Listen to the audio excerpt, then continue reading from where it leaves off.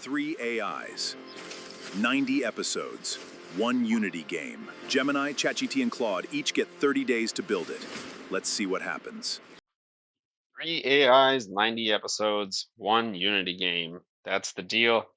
Gemini has its 30 days already done, so we are now working with our ChatGPT edition of the series, and we're going to move on to Claude soon enough. It's about 20 episodes away, not even 19. And we have our weapon system implemented in the game. So this pineapple that I just collected allows me to now fire. Can also fire using the on-screen button. And we also have this double jumping system. And these we can take from one level to the next. Okay. There.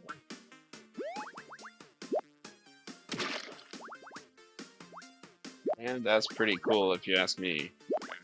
We've made some pretty solid progress in just a short period of time, but without further ado, I'm going to pull up ChatGPT and get started on today's episode. All right, so we got a couple of quick bug fixes. I think they're going to be super quick, so I'll leave those for the end of the episode. But first, I think we want to start with the meat of the pie, which is our boss system. We don't have any bosses in this game, so let's get started on building a boss. Uh-oh. Control V led to zooming out, so let's fix that, and let's let ChatGPT know that we want to begin the boss system using our whatever. Let's begin the boss system. Okay, and let's wait for the output. And just while it's working at it, the two bugs we have to fix the level 1 pit not killing the player. So I think this should be something very quick. If I just zoom out, I think what's happening here is the hazard that we have is not wide enough for our entire level. So if you die by falling off of here, you're not gonna die actually. So, oh, this is our sandbox scene. I'm not even at the right scene. Let's go back to level 1. If you die falling like through here, I just noticed that you don't die. And I think that has something to do with our hazard. So let me see. Hazard. I know I told you we were gonna fix the bug later, but might as well quickly look at the kill zone rather than hazard. See how wide, yeah, exactly. So see, the kill zone doesn't stretch far enough, right? So it stops right here. So if you fall through here or there, the player doesn't die. So all we need to do for that is I'll just make it 1,000. You know what? Just why not? It's gonna be, yeah, that might be a bit too much of an overkill. I'll do 500, and that should be the bug. Uh, Save this level. Let me just try to repeat it on the other two. Now this one we should be fine. What about level 3? Kill zone. Yeah, we good on these two levels. We're fine. I'll just move this a little lower maybe. So y should be -20. Nah, that's too much. -10. -9. Yeah, I like that. All right. And hopefully by now we have our boss steps ready. So let's see, we're ready. We'll build the boss in 4 controlled phases. Number 1, combat foundation. Number 2, boss prefab and health. Number 3, boss behavior. And number 4, encounter flow. So starting with the combat foundation, we're going to let our existing projectile damage both regular enemies and boss cleanly, avoid boss specific checks inside the projectile. Before writing exact instructions, it wants me to attach a couple of scripts, or so let me just drag and drop those. Okay, so all the scripts I wanted I've attached, and I'll just paste them in. And it's a little annoying because it did kind of have my whole project uploaded before, and then it guided me through all the changes we've made in these scripts. So it's a little annoying that it wants you to keep providing the scripts every time you want to implement something new. But also, I'd rather have that than have it behave like Gemini, which, if you've seen that series, it frequently forgot what a script was or what the contents of them were, or even where we left off, the changes we've made, and it just hallucinated or even told us to repeat work that we already had in place. So I'd much rather provide you with these scripts and have you reevaluate and get up back up to speed on what we've changed and not done than have you hallucinate things we didn't do or make us repeat things that we've already done. Okay, so it looks like we now are starting to have the steps. So current combat code is ready for a boss after one architectural change. The projectile should damage anything implementing a shared IDamageable contract instead of knowing specifically about the enemy health. So for the first pass, we'll create a stationary placeholder boss with 10 HP health points, I'm assuming, and confirm damage works. No health bar or attacks yet. This comes, those come after this test passes. So we're going to create our IDamageable script. And let's go to our assets and see our scripts. We may want to start structuring the script folder better because it's getting a little overwhelming, maybe. IDamageable is the name. Okay. And I'll open it up and just copy this. Interface IDamageable. So I guess we don't even need to import anything since this is just an interface. I compile, and then what are we doing? Interface is simply a promise. Okay, yeah, I remember from my Java days. Any component implementing IDamageable promises that it has a take damage method. Okay, so we just for those of you who don't know coding, for you guys, is just interface is basically something that other components can implement. And if you do implement IDamageable, then you have this take damage method. Okay, so update our enemy health, and we're only going to change the class declaration. So that's the top line after the imports. Okay, it's taking a bit to compile, which is surprising actually, because it's just an interface, and sometimes you make like a lot of changes and it compiles super fast. So that's an interesting quirk sometimes. Anyway, we're gonna go back to our enemy health script, and I'll copy this.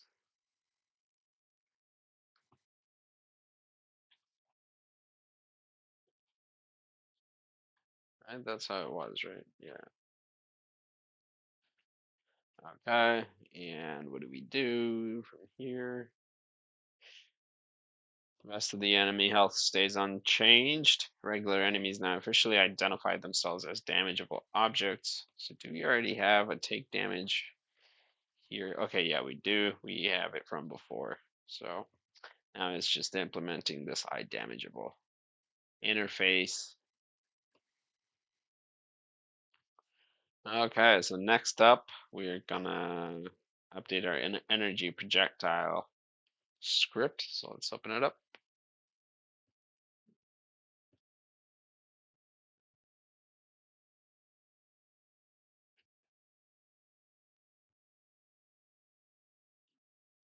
I can't find the section where we call this enemy health. Okay, right there, found it. I replace it with this. So what's happening here is seems like we're creating an object of IDamageable.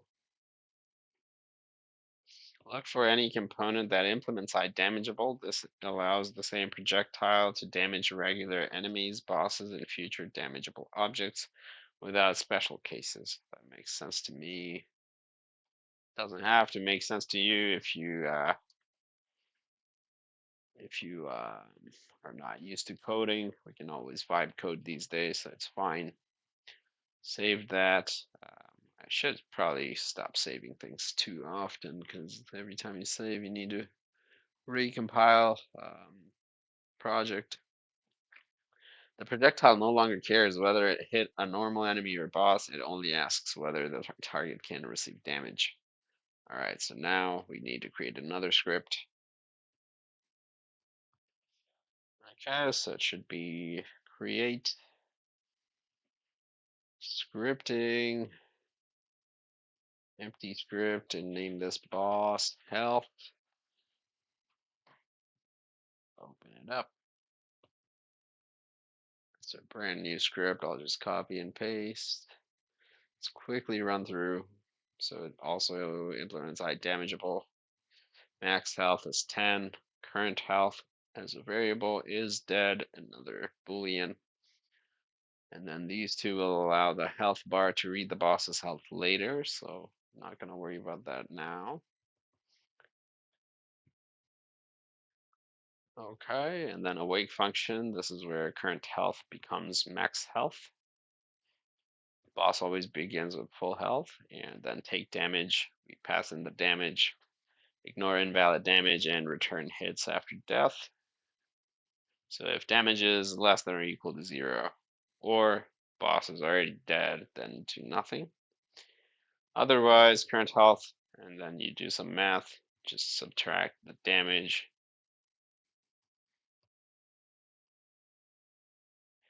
Temporary diagnostic messages until we create the health bar. Okay. So this is going to be printed out on the console. Um, Current health is 0, then die, and then die method here. This dead becomes true. Debug log. Boss defeated, and then finally we replace the simple destruction with a complete boss death sequence in a later pass. Cool. Save this. And now we got to create a temporary boss in sandbox. So let me just go back to our sandbox scene. And I'll follow those instructions there. So 8 steps about, and I'll move that to the side. And so regular enemies, well, okay, never mind. Create an empty game object named boss. So what I'll do is I'll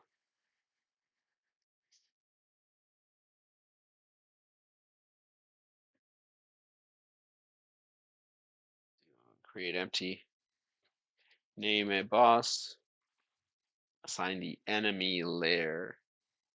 Assign the enemy layer. What do you mean by that?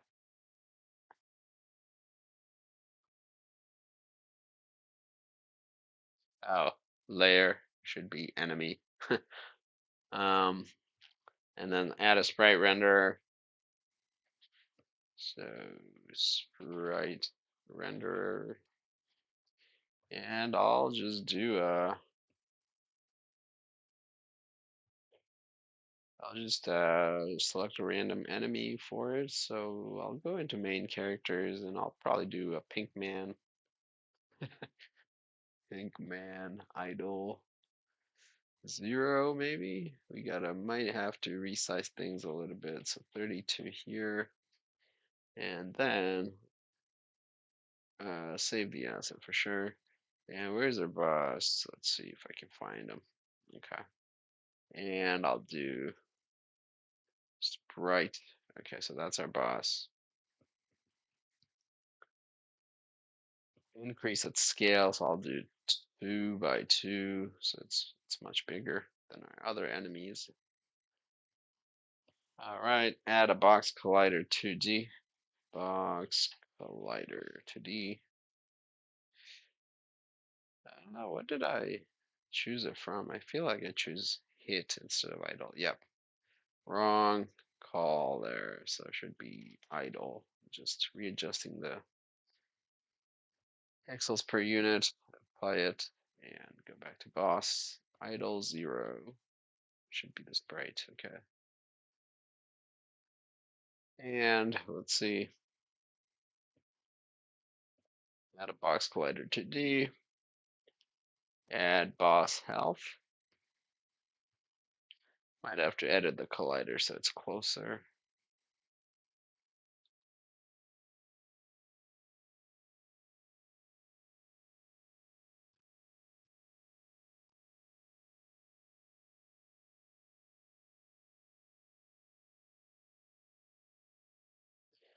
Okay, and now we add boss health.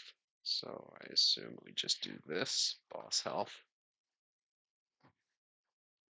Leave health, max health at 10, and make sure energy projectile still has enemy selected under hit layers, which I think it does. I don't even have to double check, but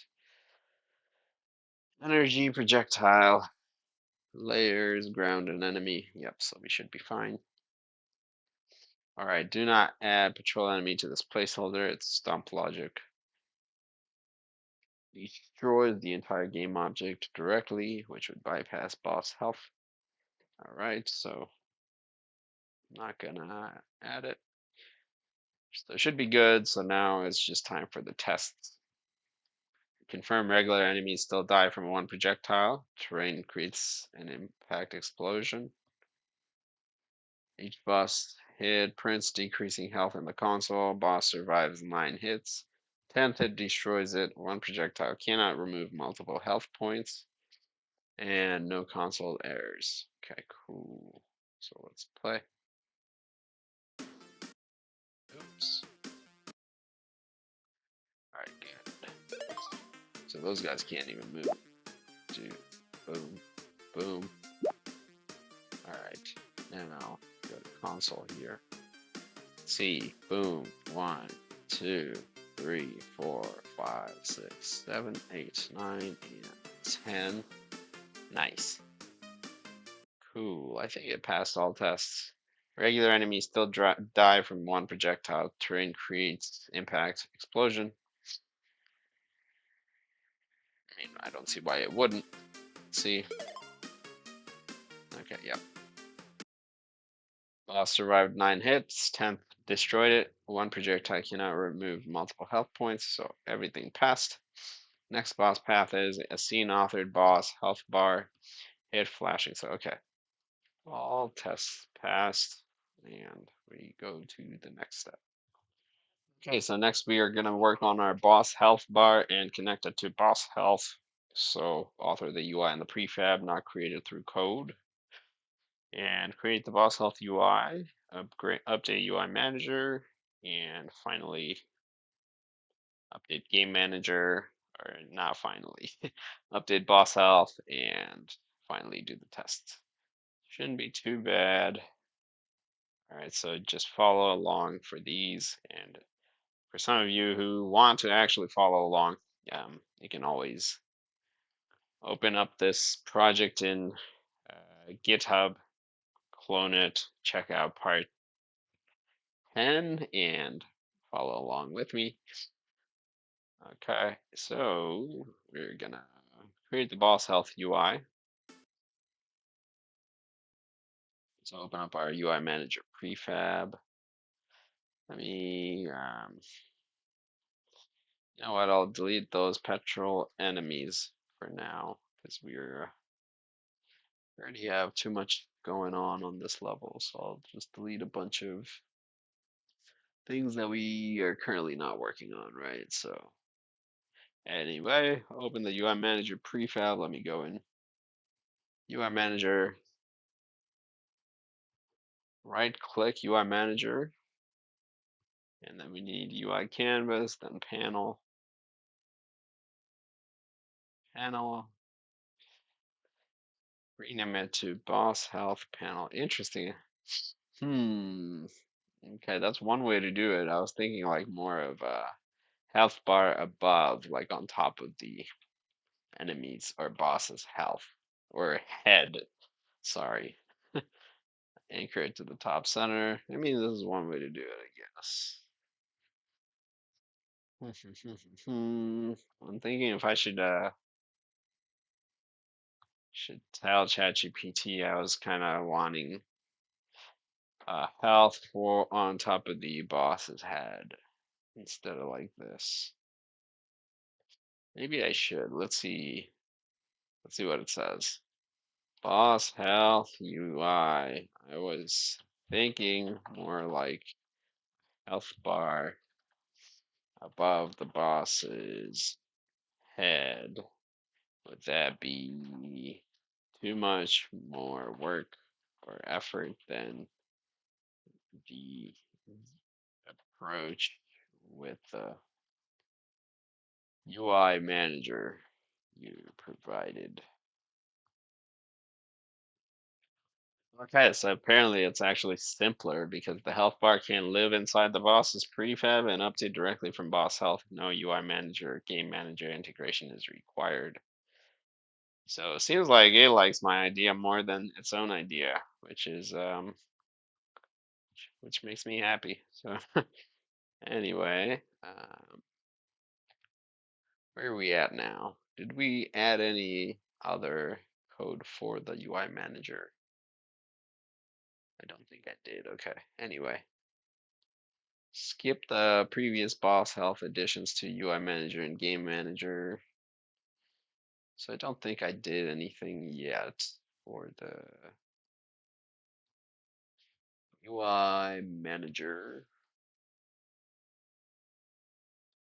Just making sure, just a quick. That's okay. Game manager.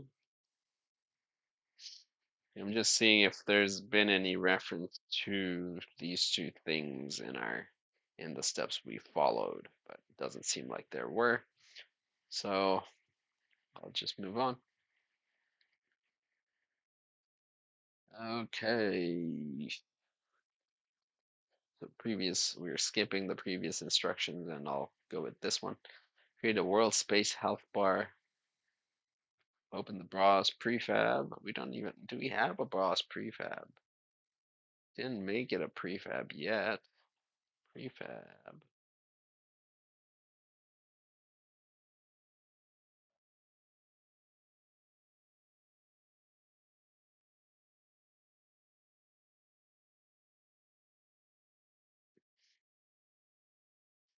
Okay, I'll just do the object instead of prefab. Right click boss, UE canvas, and then we'll do a canvas.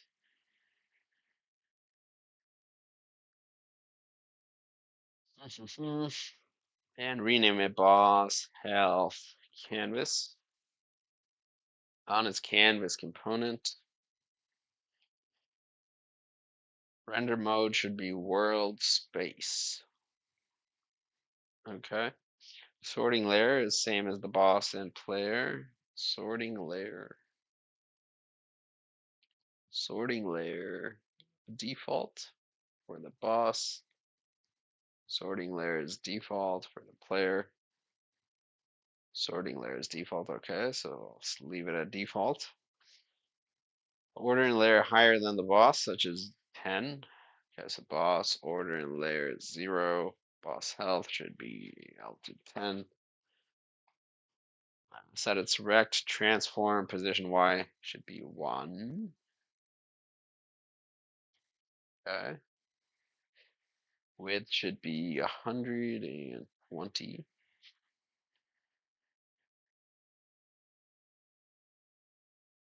And height, let's do 20.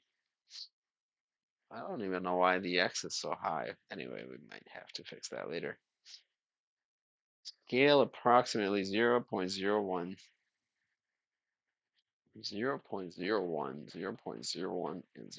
I don't know why it should be this small, but We'll see where it takes us. Remove its graphic raycaster component. Graphic raycaster, so I'll remove this guy. And the reason we are doing this is because the health bar is not going to be something that's interactive. And then create UI slider underneath it. Create UI and slider. There we go.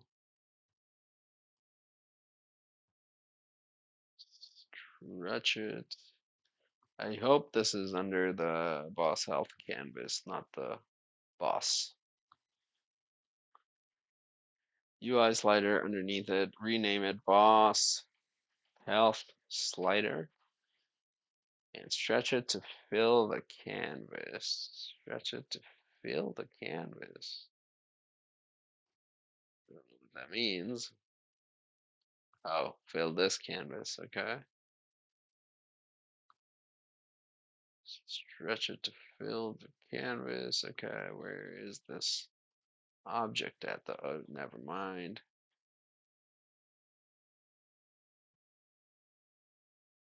What are we doing?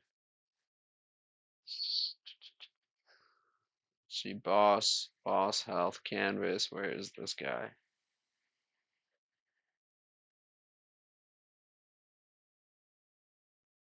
Yeah, find it though.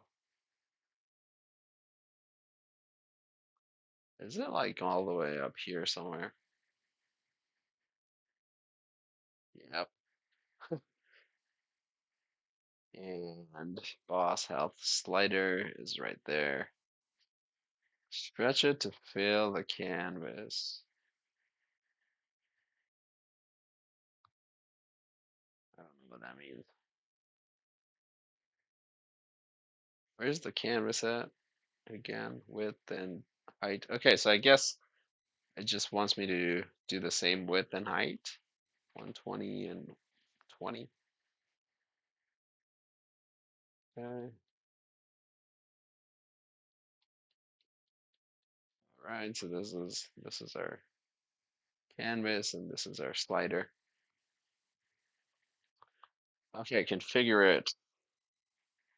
Interactable disabled. Stretch it to fill the canvas. Interactable disabled. Transition is none. Right. Whole numbers enabled. Whole numbers enabled. Min value is 0. Disable or delete.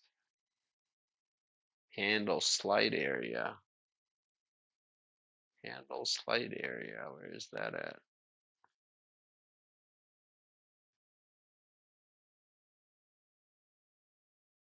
Handle slide area.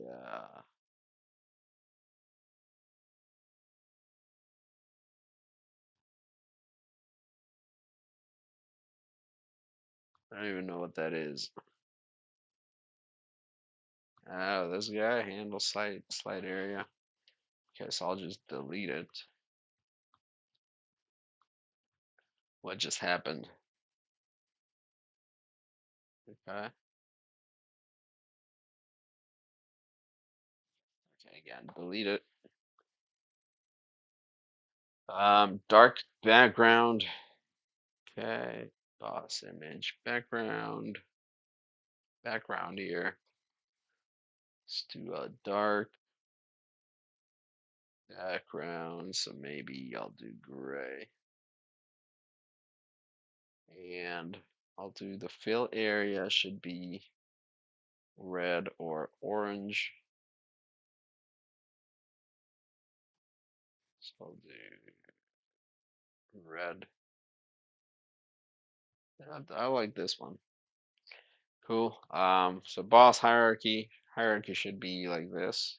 Boss health canvas, and then boss health slider. So it looks perfect. And we have to then update our boss health.cs script. So let's go back to our script. Boss health. And we're gonna add this at the top. using Unity Engine.ui. And then I'll just move this here so you guys can see the code. So I added that. Add this inspector field under health bar, or create that health bar here. And then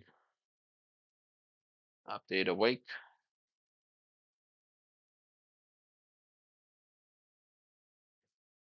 So I'll just copy and paste it.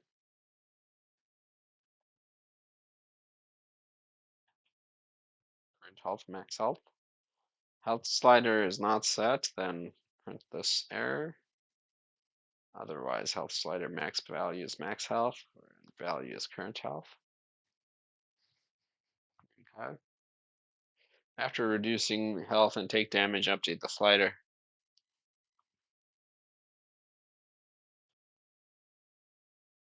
Take damage.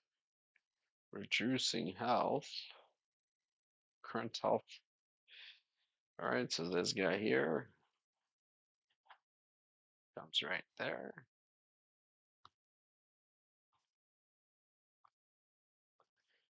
And update die.